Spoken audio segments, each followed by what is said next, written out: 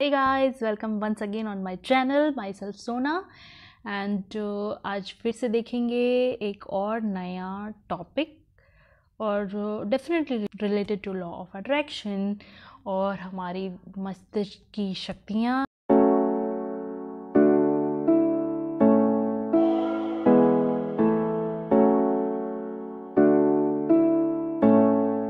हमारे दिमाग की शक्तियाँ। लास्ट वीडियो देखकर तो आप समझ ही गए होंगे कि हमारे पास कितना बड़ा पावर है और कीप मोटिवेटेड रहने के लिए ये बुक को फिर से कंटिन्यू करेंगे। जैसे कि मैंने इससे पहले वाली वीडियो में बताया है कि बुक जस्ट ख़त्म होने वाली है, तो क्यों ना हम इस बुक के पहले सारे बेसिक नॉलेज अपने दिमाग में भर लें एंड देन आगे और भी बहुत कुछ है सीखने के लिए और हम बस सीखते रहेंगे और अपने आप को मोटिवेट करते रहेंगे। जॉन अशरफ कहते हैं हम सभी जुड़े हुए हैं, हम बस इसे देख नहीं पाते। बाहर वहाँ और अंदर यहाँ का कोई भेद नहीं है। ब्रह्मांड में हर चीज़ जुड़ी है, यह एक वृहद ऊर्जा क्षेत्र है। आप जिस तरीके से भी इसकी ओर देखें, परिणाम वही है। हम सब एक हैं, हम सब जुड़े हैं और हम सब एक ऊर्जा क्षेत्र हैं। ये इसमें काफ़ी ज़्यादा थोड़ा प्योर हिंदी टाइप का दिया हुआ है। If any word is confusing to you, please comment करिएगा और मैं कोशिश करूँगी कि उस वर्ड का मीनिंग थोड़ा सा मैं आपको क्लैरिफाई कर पाऊँ।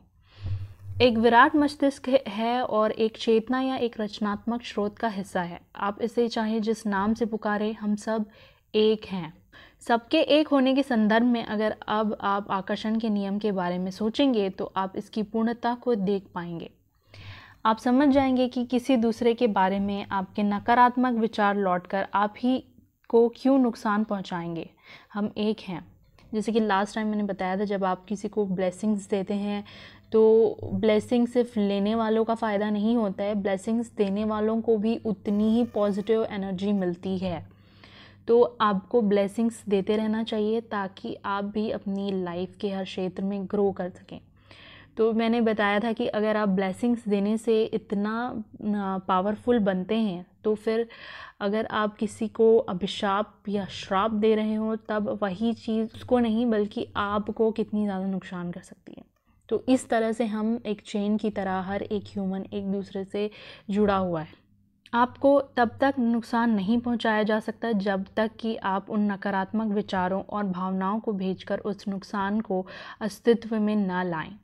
और इसीलिए मैं बिलीव नहीं करती हूँ कि हम में से किसी को भी नज़र जैसी कोई चीज़ लगती है। जब तक हम ये ना सोचें, कुछ लोगों का तो हर चीज़ में मानना होता है कि ये मत करो, इसे नज़र लग जाएगी, ये मत दिखाओ, इसे नज़र लग जाएगी। तो ये वो खुद सोचते हैं, इसीलिए उनकी लाइफ में ये चीज़ साकार हो जाती है। लेकिन जो लोग इन चीज़ों को नहीं मानते हैं, वो कितना भी रिच हो या उनके पास कितनी भी पावरफुल चीज़ें हों, उनको कोई चीज़ नज़र नहीं लगा सकती जब तक वो खुद अलाउ ना करें अपनी नेगेटिव थिंकिंग के द्वारा। आपको चूज़ करने के लिए एक खुली इजाज़त दी गई है कि आप अपनी लाइफ में क्या चूज़ करना चाहते हैं। लेकिन जब आप नकारात्मक विचार और भावनाएं रखते हैं तो आप खुद को एक एकल और समग्र अच्छाई से अलग कर लेते हैं। किसी भी नकारात्मक नेगेटिव भाव पर गौर करें, उनमें से हर एक का आधार डर है। और ऑब्वियसली अगर आप कोई नेगेटिव चीज़ सोच रहे हैं, कुछ ख़राब होने की कल्पना कर रहे हैं, तो डर तो उसका आधार बनेगा ही। किसी भी नकारात्मक भाव पर गौर करें, वे अलगाव के विचार और ख़ुद को दूसरों से अलग देखने का कारण उत्पन्न करते हैं। प्रतिस्पर्धा मतलब कंपटीशन अलगाव का उदाहरण है। लोग कहते हैं कि कंपटीशन का ज़माना है, लेकिन हमें एज अ कंपटीशन किसी भी चीज़ को नहीं लेना चाहिए। बिकॉज हम हर चीज़ में कंपटीशन करेंगे तो हम अपनी लाइफ कब जिएंगे। क्योंकि अगर कंपटीशन करने बैठे तो एंड तक, जब तक हमारी डेथ नहीं होती तब तक कंपटीशन लगा ही रह जाएगा। कंपटीशन नहीं करना है हमें अपनी खुद की लाइफ पर फोकस करना है। किससे कंपटीशन करेंगे आप? यहाँ पर दुनिया में एक से बढ़कर एक लोग मौजूद हैं ऑलरेडी। तो अगर इससे आप बड़े बनते हैं तो कल के डेट में आपसे कोई और बड़ा आएगा, उससे आप बड़े बनेंगे और किससे बड़े बनेंगे। तो ये हार जीत हमेशा चलती रह जाएगी। So keep focus on your good life. पहली बात तो यह है कि जब आप अपने मन में प्रतिस्पर्धा मतलब कंपटीशन के विचार रखते हैं तो उनका कारण अभाव की मानसिकता है। मतलब इसका मतलब ये होता है कि आप सोच रहे हैं कि आपके पास कुछ ना कुछ कमी है जिसको आपको पूरा करके किसी से आगे बढ़ना है। जैसे आपके हिसाब से आपूर्ति सीमित है, मतलब लिमिटेड है, जैसे कि कोई भी चीज़ आपके पास लिमिटेड है और उस चीज़ को पूरा करने के लिए आपको कंपटीशन में लगे रहना है। हर एक के लिए पर्याप्त चीज़ें नहीं हैं, इसलिए हमें उन्हें पाने के लिए कंपटीशन और संघर्ष करना होगा, स्ट्रगल करना होगा। प्रतिस्पर्धा आ करके आप कभी नहीं जीत सकते, भले ही आप सोचें कि आप जीत गए हैं। जब आप प्रतिस्पर्धा करेंगे तो आकर्षण के नियम द्वारा आप अपने जीवन के हर पहलू में कंपटीशन करने वाले लोगों और सिचुएशन को अट्रैक्ट कर लेंगे और अंततः आप हार जाएंगे। क्योंकि अगर आप एक इंसान से कंपटीशन में आगे हो गए तो क्योंकि आपका कंपटीशन आपके दिमाग में जारी है, तो कल के डेट में कोई और भी आपसे कंपटीशन करने के लिए आ जाएगा। तो ये सब बहुत ही वेस्ट चीज़ें हैं। बचपन से भी लोगों को कंपटीशन और बच्चों को सिखाया जाता है कि क्लास में फ़र्स्ट आओ। किससे फ़र्स्ट आओ? फ़र्स्ट आने का मतलब क्या है? अगर क्लास में 10 बच्चे हैं और 10 के 10 गधे हैं और वो एक बच्चा जो फ़र्स्ट आ रहा है वो 50% ला कर भी उन बच्चों से थोड़ा ज़्यादा होशियार है, तो कंपटीशन करने का क्या मतलब हुआ? 50% लाकर भी वो इसलिए फ़र्स्ट है क्योंकि बाकी के बाकी 9 बच्चे उससे भी ज़्यादा गधे हैं। सो अगर वो इस कंपटीशन को लेके बाहर जाएगा तो क्या वो फर्स्ट आ पाएगा? सो हमें फर्स्ट आने के बारे में नहीं सोचना है।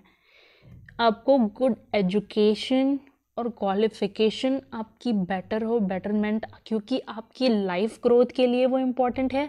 इस चीज़ पे फोकस करके आपको चलना है, ना कि क्लास में फ़र्स्ट आना है। और ये प्रेशर अलग करता है आपको, तो ये एक प्रेशर क्रिएट करता है, स्ट्रगल अट्रैक्ट करता है एंड कंपटीशन की भावना अट्रैक्ट करता है। और अगर आप कंपटीशन में लगे रहेंगे तो हमेशा आप कॉम्पिटिटर्स को ही अट्रैक्ट करेंगे अपनी लाइफ में। क्या ऐसी लाइफ में पीस हो सकता है, शांति हो सकती है? उम्मीद ही नहीं कर सकते।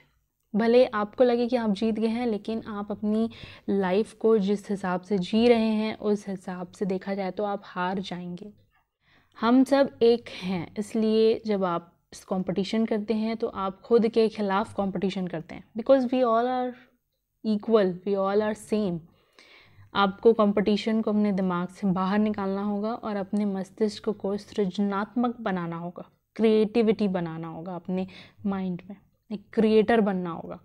सिर्फ अपने सपनों, अपनी भविष्य दृष्टि पर ध्यान केंद्रित करें और सारी प्रतिस्पर्धा को समीकरण से बाहर निकाल दें। ब्रह्मांड हर चीज़ की आपूर्ति करता है, हर चीज़ ब्रह्मांड से आती है और हर आकर्षण के नियम के माध्यम से लोगों, परिस्थितियों और घटनाओं द्वारा आप तक पहुंचाई जाती है। आकर्षण के नियम को आपूर्ति के नियम जैसा ही माने। यह वही नियम है जो आपको असीमित आपूर्ति से अपनी मनचाही चीज़ें पाने पर समर्थ बनाता है। जब आप अपनी मनचाही चीज़ की आदर्श फ्रीक्वेंसी भेजते हैं, यूनिवर्स को जब एक अच्छी फ्रीक्वेंसी मैसेज भेजते हैं, तो आदर्श लोग, परिस्थितियाँ और घटनाएं आपकी ओर आकर्षित होंगे और वह चीज़ आप तक पहुंचा दी जाएगी। सो देखा फ्रेंड्स, किस तरह से कंपटीशन की भावना हमें खुद को जलाने में सहायक बन जाती है। आजकल लोग कंपटीशन को लेकर बहुत ज़्यादा सीरियस हैं, हर चीज़ में, चाहे वो अपने रिलेटिव से हुआ या अपने फ्रेंड सर्कल में हुआ। खुद के फ्रेंड से ही उनको आगे बढ़ना होता है। क्यों?